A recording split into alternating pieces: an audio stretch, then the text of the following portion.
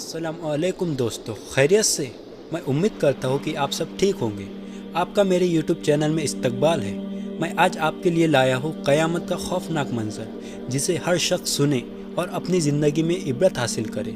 اور اسی طرح کی نئی اسلامک ویڈیو دیکھنے کے لیے ہمارے یوٹیوب چینل کو سبسکرائب ضرور کریں اور نیچے دیے ہوئے بیل آئیکن کو ضرور دبائیں تاکہ ہماری نئی ویڈیو کی نوٹیفیکیشن سب سے پہلے آپ کو ملے۔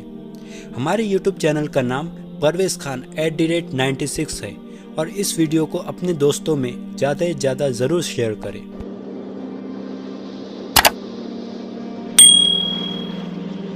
اللہ تعالیٰ جل شانہ نے قیامت کے دن کی قسم کی تو ساتھ نفس لوامہ کی بھی قسم کی۔ قسم تو کوئی بھی کرے تو سننے والا متوجہ ہوتا ہے کہ یہ جو قسم کی جا رہی ہے تو یہ کسی عنوان کی اہمیت کو بیان کرنا مقصود ہے۔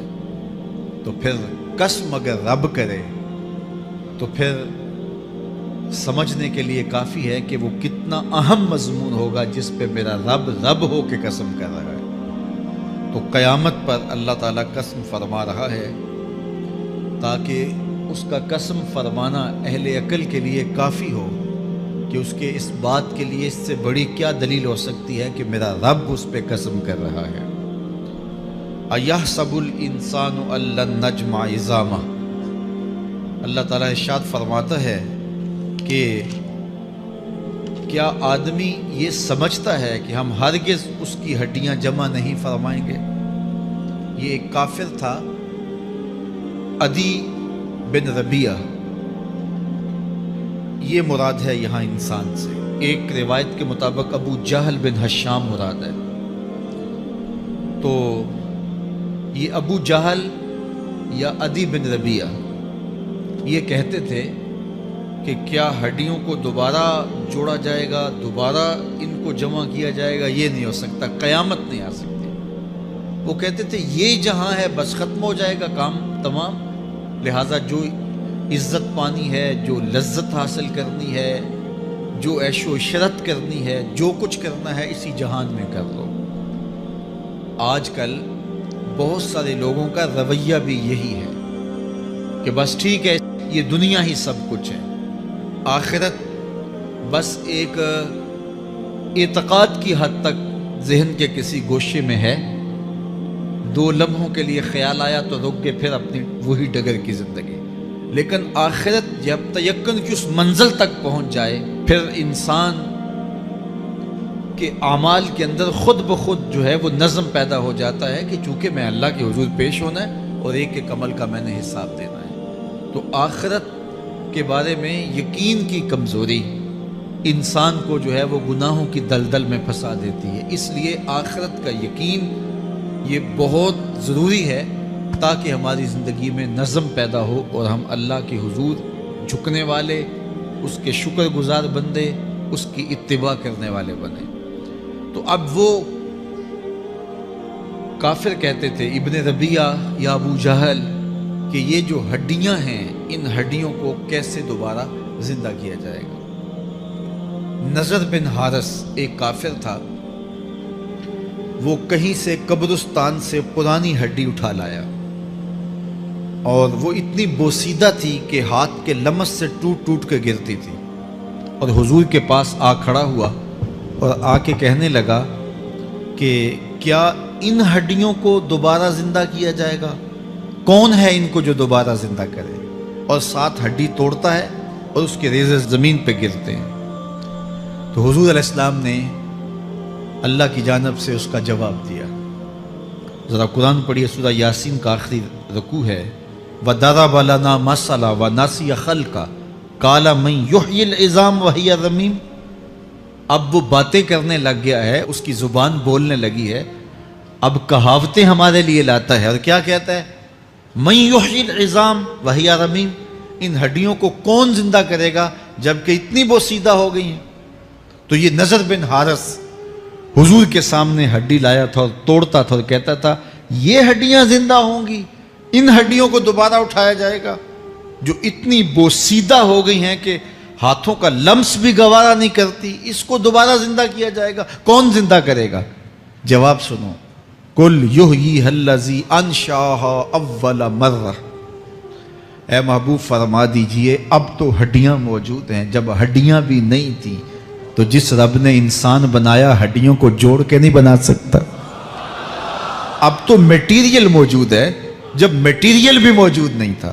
حل اتی علی الانسان حین من الدہر لم یکن شیئا مذکورا، انسان پر وہ وقت بھی آیا ہے جب یہ قابل ذکر چیز ہی نہیں تھا، اس کا نقشہ نہیں تھا، اس کی صورت نہیں تھی، اس کا میٹیریل نہیں تھا، اس کا مادہ نہیں تھا، لیکن جس نے حضرت انسان بنایا، پانی کی بوند سے تخلیق کیا، تو اب کیا وہ ہڈیوں کو جوڑ کر انسان نہیں بنا سکتا؟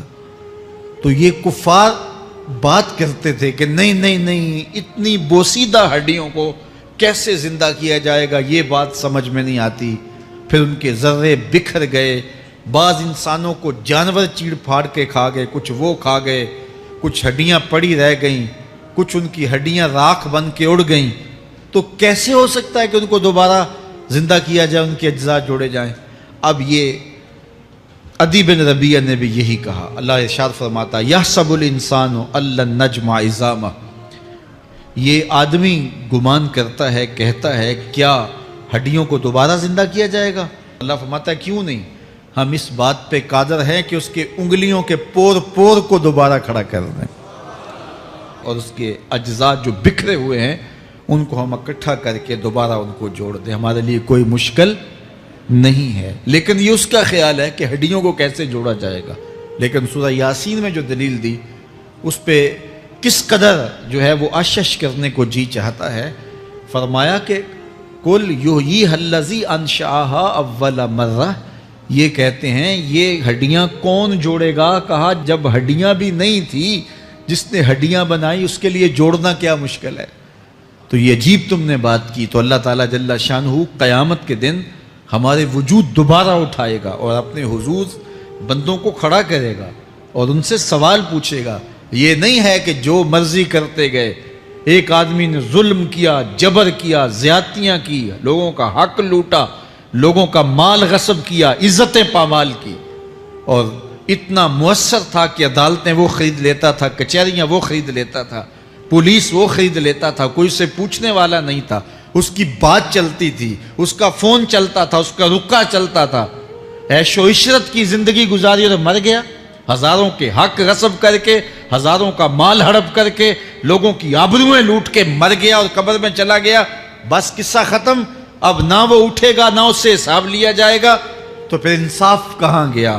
ایک عدالت ایسی ہونی چاہیے کہ جس عدالت میں اس کو بھی پکڑا جائے اور ٹکٹکی پہ باندھا جائے کہ دنیا پر تو کسی نے تجھے پکڑا نہیں، آ اس عدالت میں تیرے خلاف سلطانی گواہ بھی موجود ہیں اور تجھے گناہوں کا، جرم کا بدلہ بھی دیا جائے گا، اور منصف جو ہے وہ انصاف کرے اور ان مظلوموں کو کھڑا کیا جائے کہ دنیا پر تو تمہاری داد رسی کسی نے کی، اس دربار میں تمہاری پوری پوری داد رسی کی جائے گی۔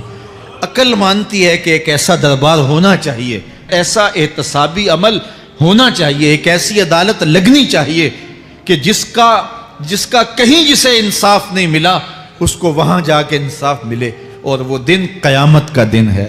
اس کا یقین زندگی میں نظم پیدا کر دیتا ہے اور تھر تھر بدن کانپتا ہے کہ آج اگر ہم مؤثر بھی ہو جائیں اور کسی کے سامنے جواب دے نہ ہوں، لیکن ایک عدالت تو ہے جہاں ہم نے جواب دہ ہونا ہے اور اپنے ایک ایک عمل کا حساب دینا ہے۔ تو اللہ ارشاد فرماتا ہے کہ اس عدالت کے سامنے تم نے پیش ہونا ہے، تمہارے جوڑ جوڑ کو اللہ تعالیٰ دوبارہ کھڑا کرے گا اور اس کو دوبارہ تخلیق کرے گا اور پیدا کرے گا، اور تم دوبارہ کھڑے ہو جاؤ گے، اس کے حضور پیش ہوگے۔ بل یرید الانسان لیفجر امامہ، بلکہ آدمی چاہتا ہے کہ اس کی نگاہ کے سامنے بدی کرے۔ استغفر اللہ۔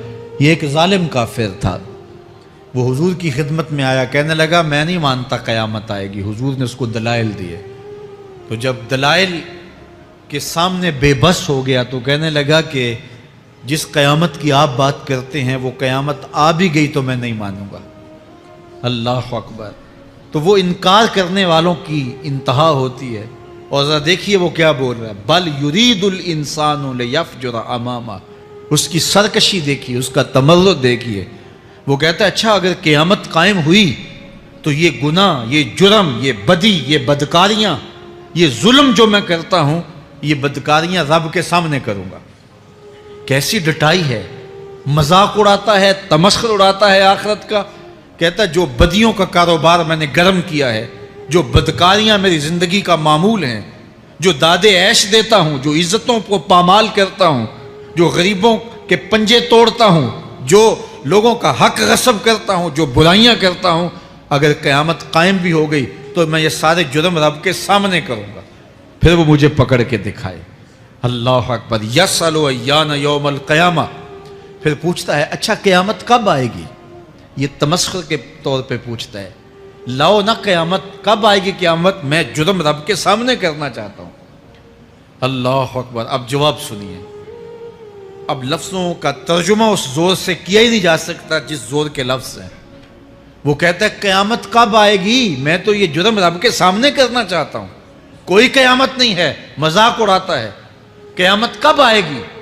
آواز آئی، فَإِذَا بَرِقَ الْبَصَرُ وَخَسَفَ الْقَمَرُ وَجُمِعَ الشَّمْسُ وَالْقَمَرُ۔ جب قیامت آئے گی تو آنکھیں چندھیا جائیں گے، چاند بے نور ہو جائے گا، سورج اور چاند اکٹھے ہو جائیں گے۔ یقول الانسان یومئذ این المفر۔ آج جو کہتا ہے کہاں ہے قیامت، اس دن بھاگتا پھرے گا، کوئی پناہ گاہ ہو بتاؤ، کوئی ہے ٹھکانہ چھپنے کا، کوئی پناہ گاہ ہے؟ کلا لا وزر، آواز آئے گی کوئی ٹھکانہ نہیں ہے، آج کوئی ٹھکانہ نہیں ہے۔ الی ربک یومئذ المستقر، اگر ٹھکانہ ہے تو صرف رب کے پاس ہے، انہیں ٹھکانہ ملے گا جو رب کے بندے ہیں اور اس کی دہلیز پہ آنے والے ہیں۔ ینبأ الانسان یومئذ بما قدم واخر، اللہ تعالیٰ اس دن بتا دے گا جو آگے بھیجا اور وہ بھی بتا دے گا جو پیچھے چھوڑا، ایک ایک چیز تشت ازبام ہو جائے گی۔ یوم تبلی السرائر فما لہ من قوت ولا ناصر، اللہ فرماتا سارے راز کھل جائیں گے، جو بند کمروں میں جرم کیے، دادے عیش دیتا رہا، وہ بھی کھل جائیں گے، اور پھر کوئی طاقت نہیں ہوگی، کوئی زور نہیں ہوگا، کوئی زر نہیں ہوگا جو اس کو بے نقاب ہونے سے بچا سکے۔ اے داور حشر میرا نامہ اعمال نہ پوچھ، اس میں کئی پردہ نشینوں کے بھی نام آتے ہیں۔ تو وہ کتنا سخت دن ہوگا۔ ارشاد فرمایا جائے گا کہ جو آگے بھیجا، جو پیچھے چھوڑا، جو جرم کرتا رہا، جو نیکیاں کی، جو برائیاں کی، سب کچھ تشت ازبام ہو جائے گا۔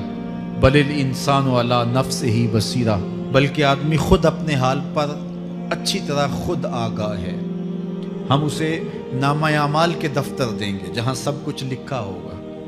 قرآن بتاتا جب نامہ اعمال سامنے آئے گا تو وہ بے ساختہ پکار اٹھے گا، ما لہذا الکتاب لا یغادر صغیرۃ ولا کبیرۃ الا احصاها، ہائے اس کتاب کو کیا ہوا، اس نے چھوٹی بڑی کوئی بات نہیں چھوڑی، سب کچھ لکھ دیا۔ نامہ اعمال سامنے ہوگی، زمین بولے گی، ہاتھ پاؤں بولیں گے، فرشتے بولیں گے، کرامن کاتبین بتائیں گے یہ کیا کیا جرم کرتا رہا، کیا کیا گناہ کرتا رہا۔ تو اس دن ہر شے سامنے آ جائے گی۔ تو یہ تو ثبوت ہوں گے ہی ہوں گے، لیکن اللہ فرماتا ہے ثبوت تو اپنی جگہ، لیکن بل الانسان علی نفسہ بصیرہ، کیا انسان کو خود نہیں پتا کہ وہ کہاں کھڑا ہے؟ اس کو اپنے جرائم کی فہرست خود یاد ہے، اس کے ضمیر پہ خود اس کا بوجھ موجود ہے۔ اسے یہ نامہ اعمال نہ بتاتے، فرشتے نہ بتاتے، پھر بھی اسے پتا تھا کہ میں کیا ہوں اور کہاں میں نے جرم کیا ہے۔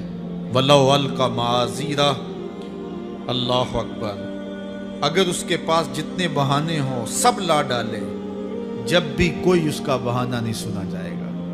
قیامت کا دن ہوگا، دنیا کے اوپر تو بہانوں سے انسان بچ نکلتا ہے۔ کوئی جھوٹ بول لیا، کوئی جھوٹا گواہ پیش کر دیا، کوئی مکر کر لیا، کوئی رشوت چل گئی، کوئی سفارش کام آ گئی، کوئی بہانہ تراش لیا، بات کو توڑ موڑ کے پیش کر لیا۔ لیکن قیامت کا جب دن ہوگا تو کوئی نہ جھوٹا گواہ چلے گا، نہ رب کی پولیس رشوت لیتی ہے، نہ وہاں انصاف کے خلاف کوئی کام ہوگا، اور نہ ہی کوئی بہانہ چل سکے گا۔ اللہ اکبر۔ دوسری بات مفسرین نے یہ بھی لکھی کہ بعض اوقات یہ ہوتا ہے کہ انسان اپنے گناہ پر، اپنے جرم پر کوئی بہانہ تلاش کر کے لوگوں کو مطمئن کر لیتا ہے. جو اس نے جرم کیا، کسی سے زیادتی کی، کسی کا حق غصب کیا، تو لوگوں نے ملامت کی تو وہ کوئی بہانہ تلاشتا ہے اور لوگوں کو مطمئن کر لیتا ہے. بعض کا لاجواب کر دیتا ہے، بعض کا مطمئن بھی کر لیتا ہے. وہ لوگوں کو تو مطمئن کر لیتا ہے لیکن وہ خود مطمئن نہیں ہو سکتا. جس نے جرم کیا ہوتا ہے، جرم اس کو اندر سے ڈستا رہتا ہے، اس کا ضمیر اس کو ٹھوکریں مارتا رہتا ہے، اندر کی بے چینی اسے تنگ کرتی رہتی ہے. اگرچہ وہ دلائل سے، مکر و فریب سے، باتوں کو توڑ موڑ کے عذر کر لیتا ہے، کوئی بہانہ بنا لیتا ہے، لیکن اس کے باوجود اس کے اندر کوئی چین، اندر کوئی اطمینان نہیں ہوتا. اللہ اکبر. تو مجرم بے چین رہتا ہے. آج ہماری بے چینیوں کا ایک سبب ہمارا مالک کی دہلیز سے منہ موڑنا اور بہت سارے دیدہ نادیدہ گناہوں کا ارتکاب کرنا ہے. جب ہم سے سستیاں ہو جاتی ہیں، کوتاہیاں ہو جاتی ہیں، تو وہ گناہ ہمارا پیچھا نہیں چھوڑتے اور ہمیں بے چین اور مضطرب رکھتے ہیں. تو بعض اوقات جو ہے وہ ہم کہتے ہیں کہ پتہ نہیں بے چینی کیا ہے. بے چینی گناہوں کی ہے. گناہ طبیعت میں بے چینی پیدا کر دیتا ہے، سکون نہیں آنے دیتا. اطمینان کی دولت چھن جاتی ہے جب کوئی شخص گناہ کرتا ہے. اور یہ لازمی نہیں ہے کہ وہ کسی کا حق غصب کرے، اس نے کسی کی عزت ہی پامال کی ہو، اس نے کسی کی آبرو پہ حملہ کیا ہو. اگر نماز چھوڑی ہے تو بے چینی یہ بھی کم نہیں ہے، یہ رب کی نافرمانی ہے. اگر اس کی نظر بھٹکی ہے تو یہ بھی کم بے چینی نہیں دیتی. اگر اس کا خیال بہکا ہے، اس نے زبان سے کسی کو دکھ دیا ہے، اس نے کسی کے لیے سب و شتم کا انداز اختیار کیا ہے، گالی گلوچ کا رنگ اختیار کیا ہے، تو پھر کیا ہوا کہ یہ بے چینی اندر کو توڑتی رہتی ہے. انسان چلتا پھرتا ہے لیکن اسے طمانیت نہیں ملتی، اسے سکون نہیں ملتا. سکون کب ملے گا؟ سکون تب ملتا ہے جب کسی سے زیادتی کی ہو تو اس سے جا کے معافی مانگ لی جائے اور اس لجاجت کے ساتھ معافی مانگی جائے کہ وہ مجبور ہو جائے معاف کرنے پہ، تو پھر اندر طمانیت اتر جاتی ہے. اگر رب کی نافرمانیاں کی ہیں تو لیلۃ القدر کے دامن میں اس سے معافی مانگ لو. اتنی لجاجت سے معافی مانگو، اس قدر رو کے معافی مانگو، ترلے منت پہ اتر آؤ، ہاتھ جوڑو، آنسو بہاؤ، چیخو، چلاؤ، رو، اس کی دہلیز سے لپٹ جاؤ، اس سے اپنے گناہوں کی معذرت کرو. جب مالک نے معاف کر دیا اندر کی ساری بے چینیاں مٹ جائیں گی، دل کو قرار مل جائے گا، دل کو تسکین نصیب ہوگی. تسکین اس کی دہلیز سے تمہیں ملے گی. یہ اندر سے پھوٹتی ہے، باہر سے نہیں آتی ہے. تسکین کے قافلے اندر ہی اترتے ہیں، اندر سے اس کے سوتے پھوٹتے ہیں، اس کے چشمے پھوٹتے ہیں. ہم باہر سے ڈھونڈتے ہیں، باہر سے تسکین نہیں ملتی، یہ اندر سے آئے گی.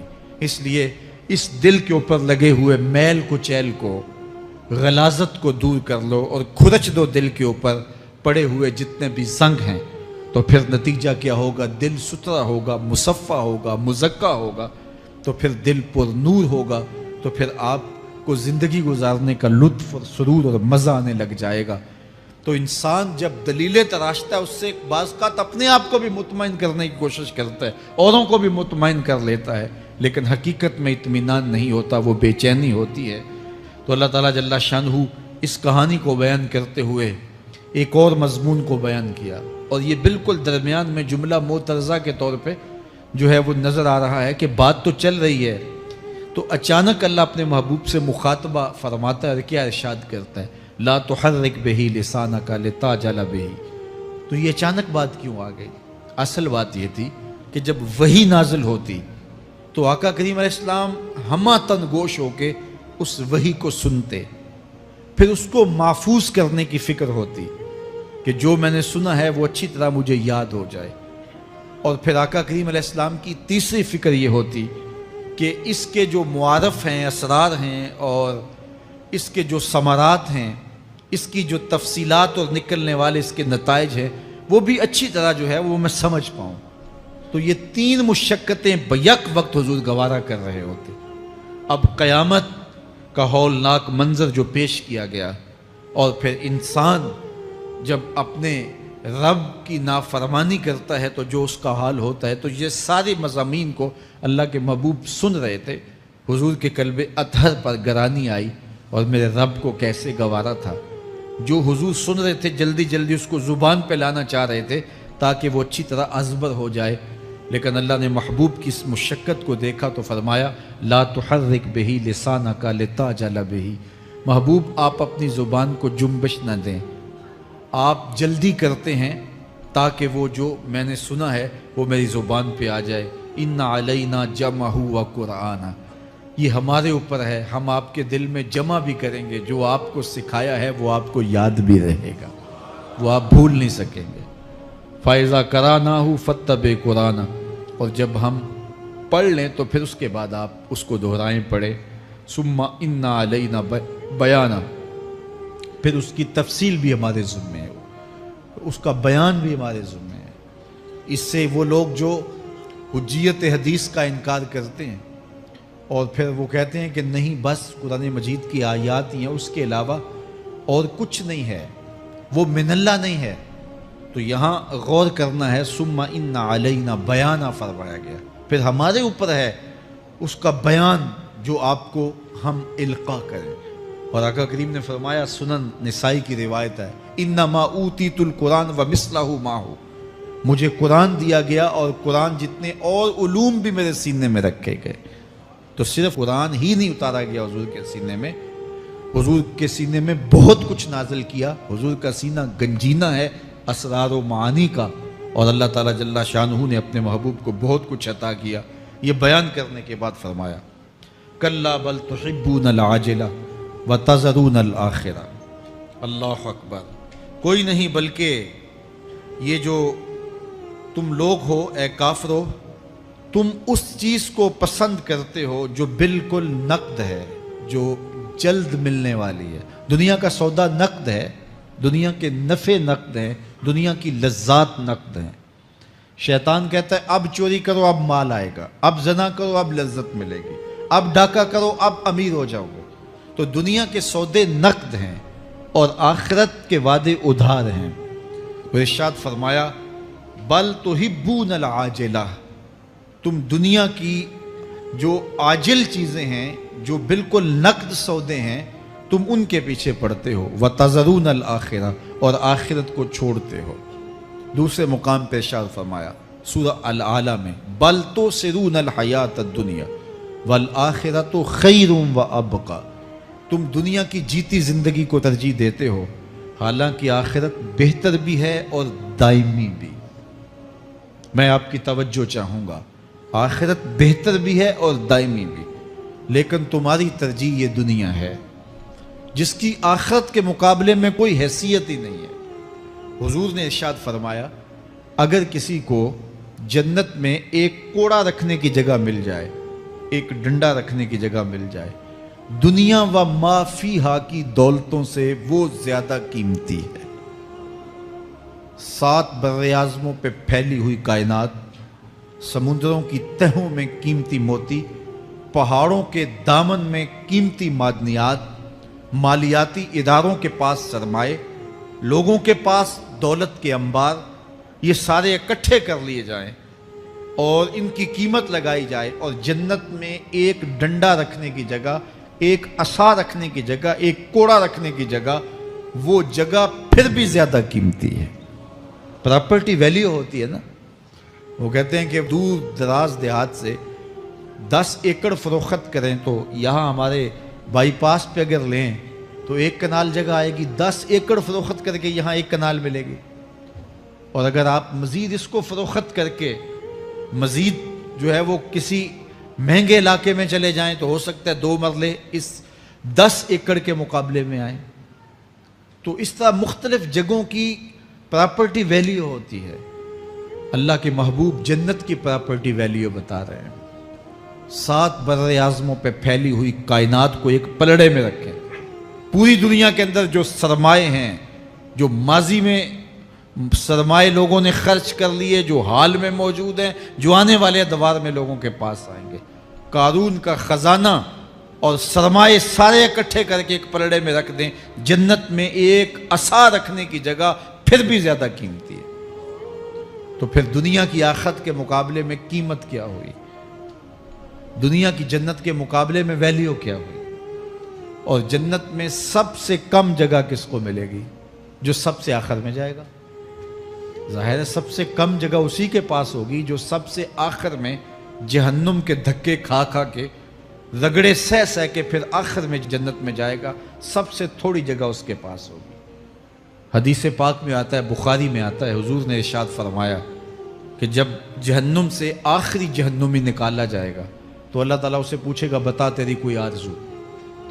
تو وہ کہے گا مالک یہ آرزو ہے، یہ آرزو ہے، مختلف آرزویں بتائے گا۔ اللہ فرمائے گا لکا ما تمنیتا، جو تو نے آرزو کی جا جا تجھے میں نے عطا کر دی، اب جنت میں چلا جا۔ تو اس کی تو توقع یہ ہوگی کہ سایہ دیوار جنت میں جگہ مل جائے تو غنیمت ہے، اور اگر جنت کے اندر جاؤں تو کوئی جھونپڑا مل جائے 2 مرلے کا تو وہ بھی کافی ہے۔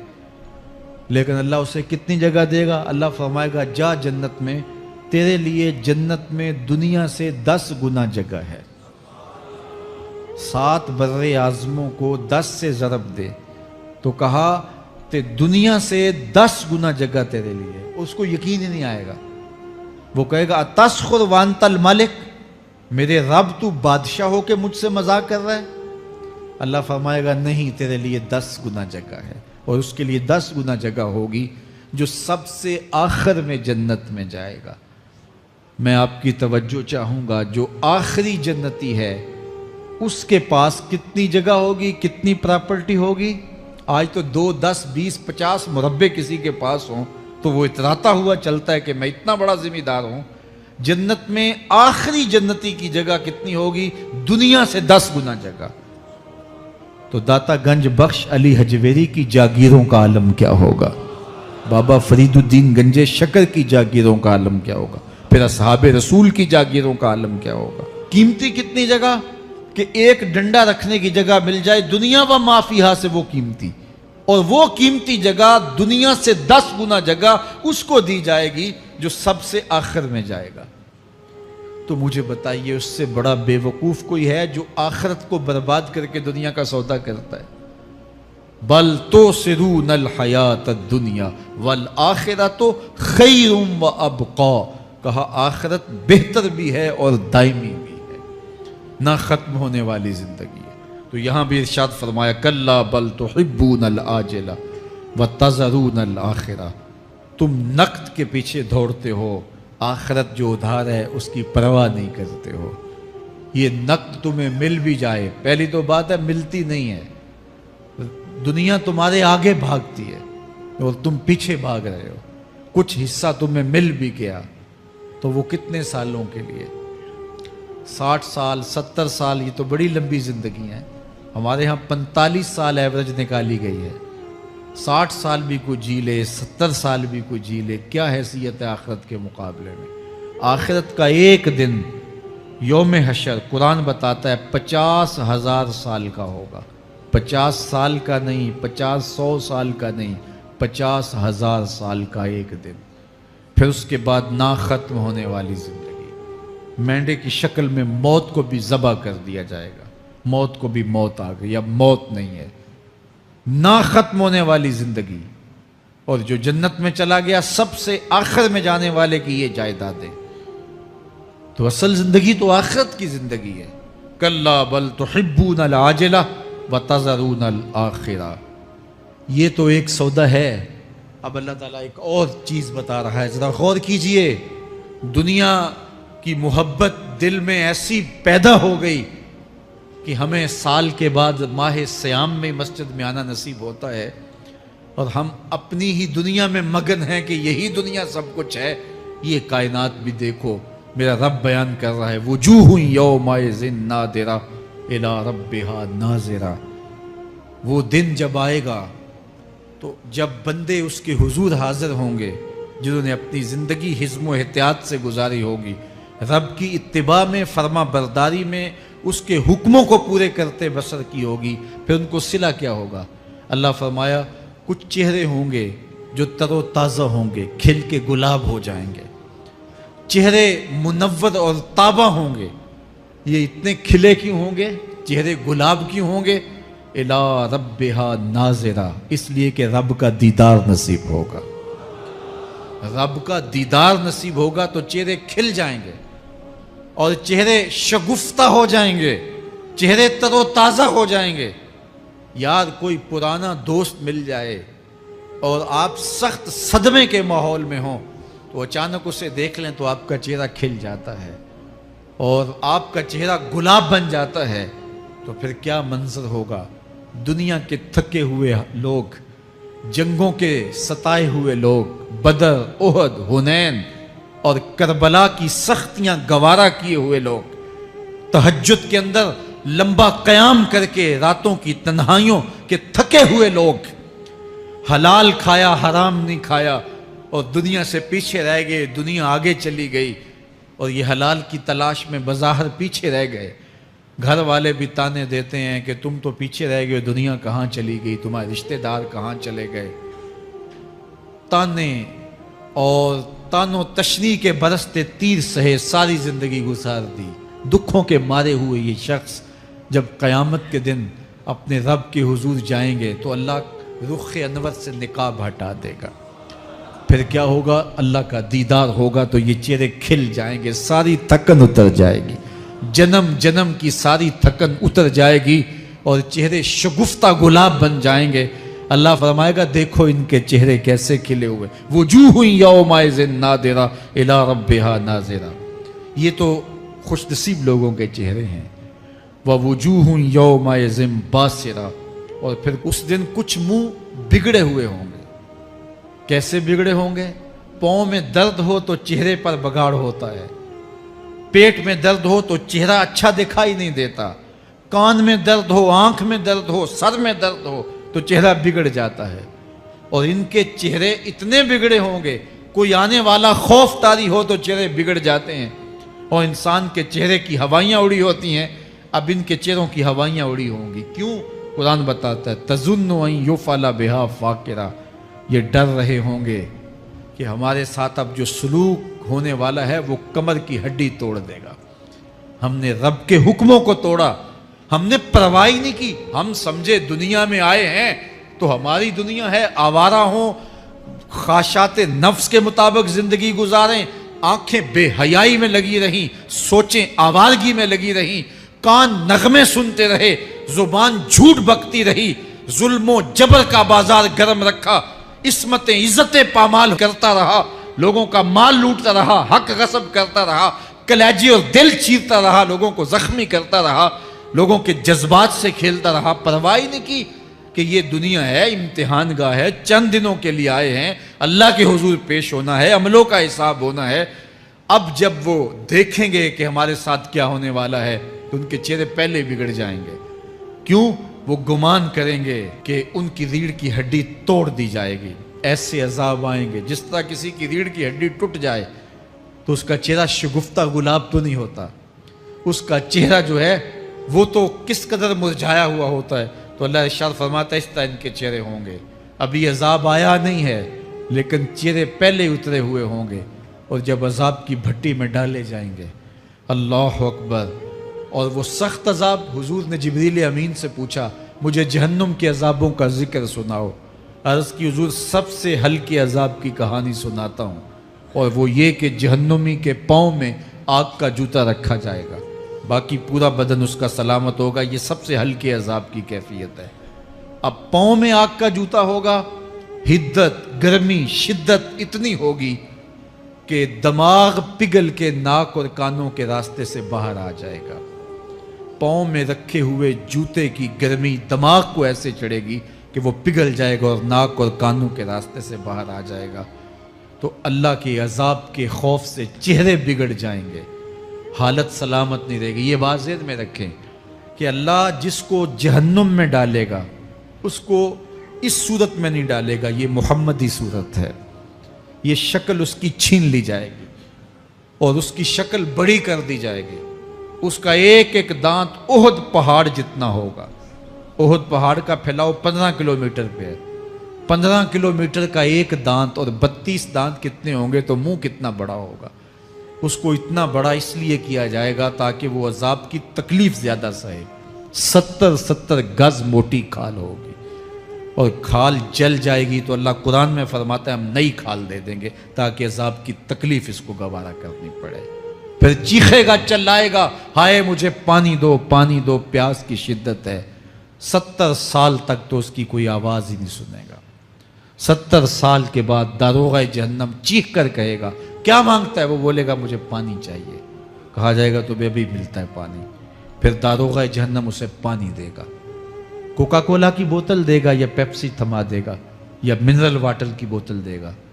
نہیں، قرآن بتاتا ہے اسے مائے حمیم دیا جائے گا، کھولتا ہوا پانی، اور وہ اتنا گرم ہوگا جب پینے کے لیے چہرے کے قریب کرے گا اس سے اٹھتی ہوئی بھاپ کی وجہ سے چہرے کی کھال ادڑ کے اس کے اندر گر پڑے گی، لیکن اس کے باوجود اس کو پینا پڑے گا۔ اللہ فرماتا ہے یہ دنیا ہی سب کچھ نہیں ہے، سمجھ لیا یہی سب کچھ ہے، آخرت کو بھول گئے، صبح اٹھے کام پہ چلے گئے، شام آئے آوارگی میں چلے گئے، صدائیں آتی رہیں حی علی الصلاح حی علی الفلاح، کوئی پرواہ نہیں کی، نہ پیشانیوں نے سجدے کیے، نہ سوچوں میں پاکیزگی آئی، زندگی یوں گزار کے چلے گئے۔ ایسے نہیں، کہا ایک وہ ہوں گے جن کے چہرے شگفتہ گلاب ہوں گے، ایک وہ ہوں گے جن کے چہرے بگڑے ہوئے ہوں گے۔ اللہ اکبر، کلا اذا بلغت التراقی، یہ تو قیامت کا منظر ہے نا، قیامت سے قبل بھی ایک منظر ہے، اللہ اس منظر کو بھی بیان کر رہا ہے، کلا اذا بلغت التراقی، ہاں ہاں جب جان گلے کو پہنچ جائے گی۔ اے انسان تیرے اوپر وہ گھڑی بھی آنے والی ہے، وہ وقت بھی آنے والا ہے جب سانس اس ہنسلی میں اٹک جائے گا، جب سینے سے بھی سانس اوپر چلی گئی، اب ڈاکٹر بھی لا علاج قرار دے رہے ہیں کہ اب علاج نہیں رہا ہے، جان بس اب نکلنا چاہ رہی ہے، اور کہا جائے گا کوئی جھاڑ پھونک والا بلاؤ۔ اب ڈاکٹروں نے تو جواب دے دیا، اب سانس اٹک گئی گلے میں، چند لمحوں کی مہمان ہے، اب ڈاکٹروں نے کہا اب ہماری جانب سے لا علاج ہو گیا، اب لے جاؤ اس کو گھر یا وینٹیلیٹر پہ ڈال دیتے ہیں اس کو، بس اب ہماری جانب سے کوئی اس کا علاج نہیں ہے۔ اب گھر والے روتے ہیں، کہتے ہیں کوئی جھاڑ پھونک والا لاؤ، کوئی دم والا لاؤ، شاید وہ کوئی دم کرے تو اس کی جان میں جان آ جائے۔ ڈاکٹروں نے تو لا علاج قرار دے دیا۔ وَظَنَّ عَنَّهُ الْفِرَاقُ، اللہ فرماتا ہے یہ تو جھاڑ پھونک والے کو ڈھونڈ رہے ہیں، لیکن جس کی سانس یہاں اٹکی ہے وہ سمجھ گیا ہے اب موت آ گئی ہے، اس کو یقین ہو گیا ہے کہ اب موت کے لمحے آ گئے ہیں، اب میں بچ نہیں پاؤں گا، اب آنکھیں تاڑے لگی ہوئی ہیں۔ وَالْتَفَّتِ السَّاقُ بِالسَّاقِ، پنڈلی پہ پنڈلی چڑھ رہی ہے، جب موت آ جاتی ہے تو پھر پنڈلی سے پنڈلی لپٹ جاتی ہے، اس کو پھر جدا کرتے ہیں، اور جدا کر کے دونوں انگوٹھے باندھ دیتے ہیں تاکہ پنڈلی کے اوپر پنڈلی نہ چڑھے۔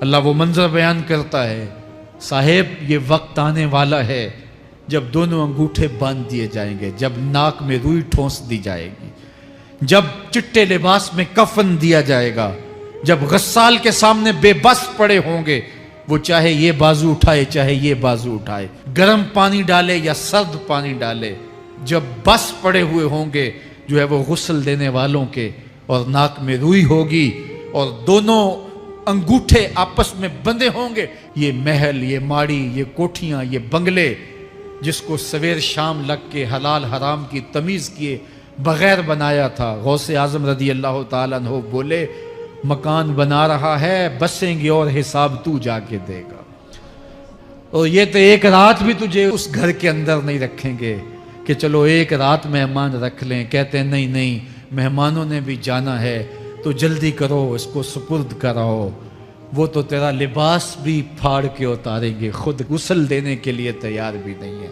تجھ سے خوف آنے لگا ہے، جاندی واری ڈرونا بنیوں تے ہاتھ نہ لاندے ڈر دے، جنہ لئی تو پاپ کمائے اج کتھے نہیں تیرے کر دے۔ آج تو وہ تیرے ساتھ تجھے غسل دینے کے لیے آمادہ نہیں ہے۔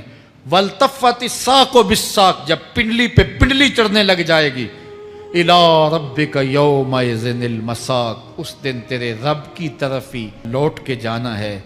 فَلَا صَدَّقَ وَلَا صَلَّىٰ، اس نے نہ تو سچ مانا اور نہ نماز پڑھی، ولیکن کذب وتولی، ہاں جھٹلایا اور منہ پھیر کے چل پڑا، ثم ذهب الى اہلہ یتمطیٰ، پھر اپنے گھر کو اکڑتا ہوا چلا، اولا لک فاولا ثم اولا لک فاولا، تیری خرابی آ پہنچی، ہاں تیری خرابی آ پہنچی۔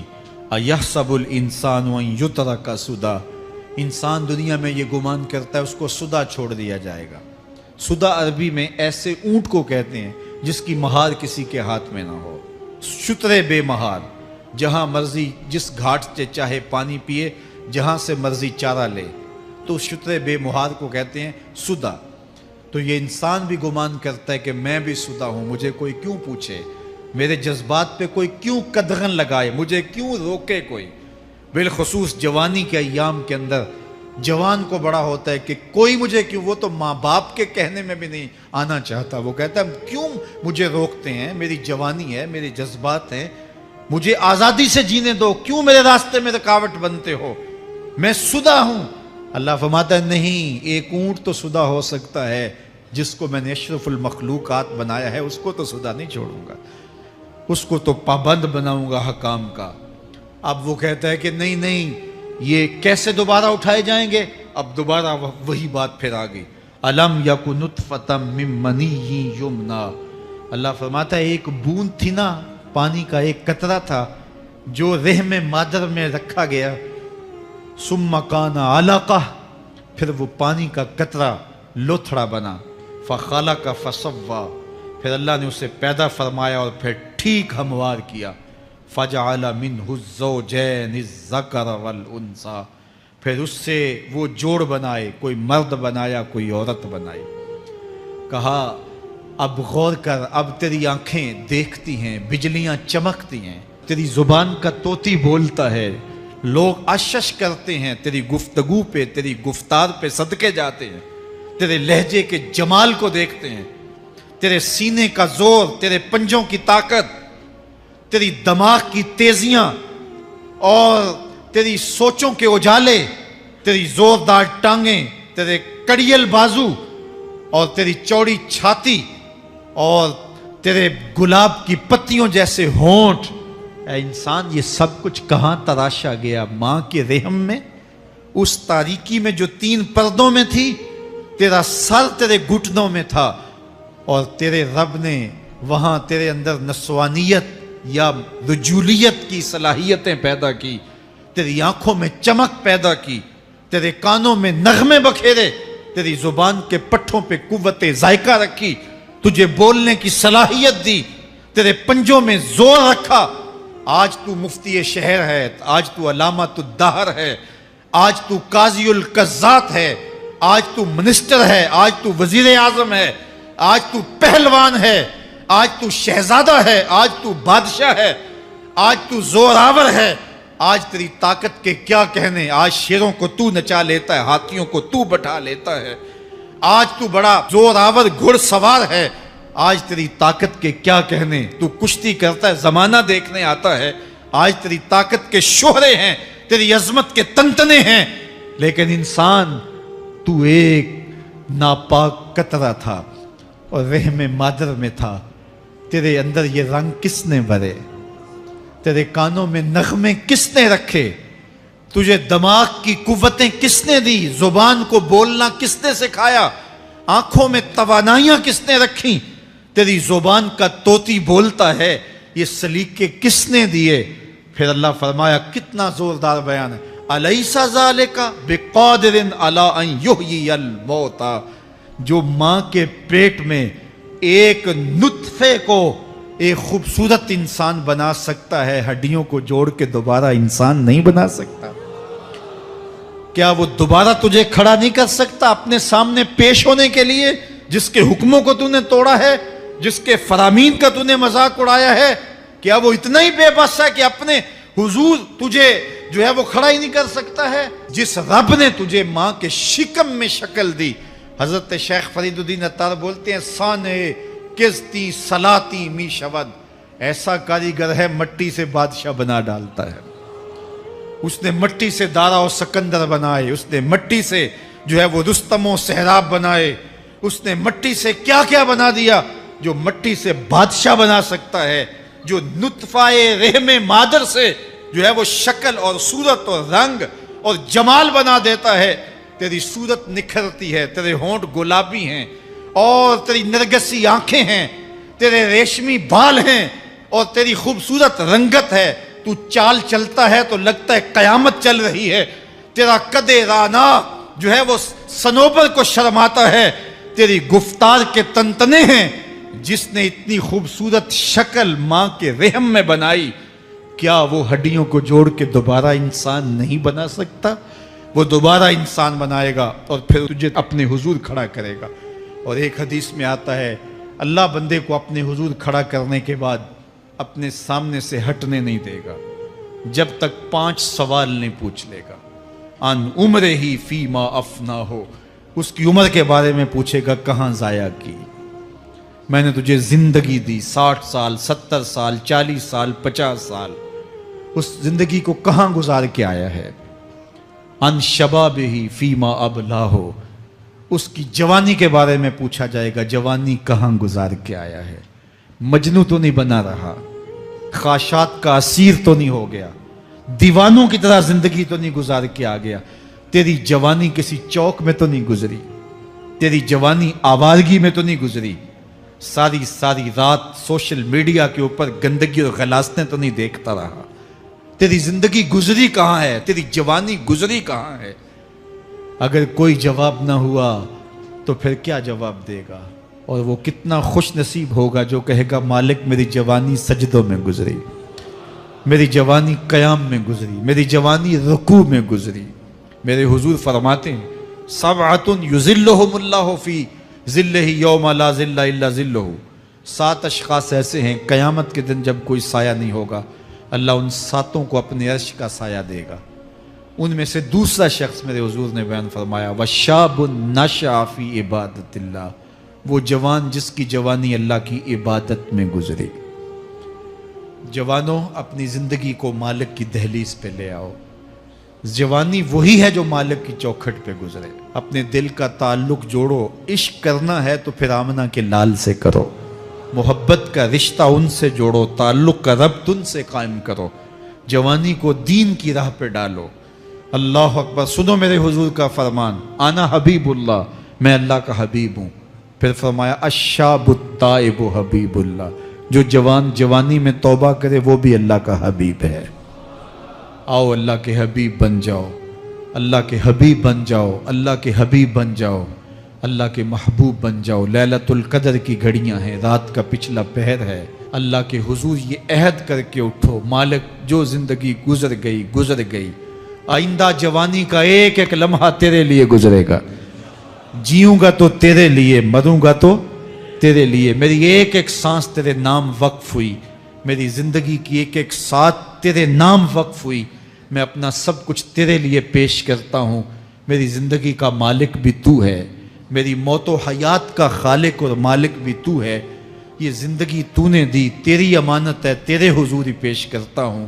اور لیلۃ القدر کی گھڑیوں میں اس عزم کے ساتھ گھروں کو لوٹو کہ اللہ میری زندگی کا ایک ایک لمحہ تیرے نام ہوا، آنے والے موسم تیرے نام ہوئے، میری جوانی تیرے نام ہوئی، میرے آنسو تیرے نام ہوئے، میری پیشانی تیرے نام ہوئی، میرے دل کی دھڑکن تیرے نام ہوئی، میری صلاحیتیں تیرے نام ہوئی، میری زبان بولے گی تو تیری تسبیح بولے گی، تیرے ذکر کے ترانے پڑے گی، میرے کان سنیں گے تو قرآن کے نغمے سنیں گے، میری آنکھیں دیکھیں گی تو مالک تیری قدرت کی نشانیاں دیکھیں گی، تیرے رسول کا روضہ دیکھیں گی، تیرا کعبہ دیکھیں گی۔ مالک میری زبان سچائی کے نور سے مالا مال ہوگی اور میں ساری زندگی تیرے نام کرتا ہوں۔ اور جب آپ اپنی ساری زندگی اللہ کے نام کر دیں گے تو پھر وہ پوری کائنات تمہارے نام کر دے گا۔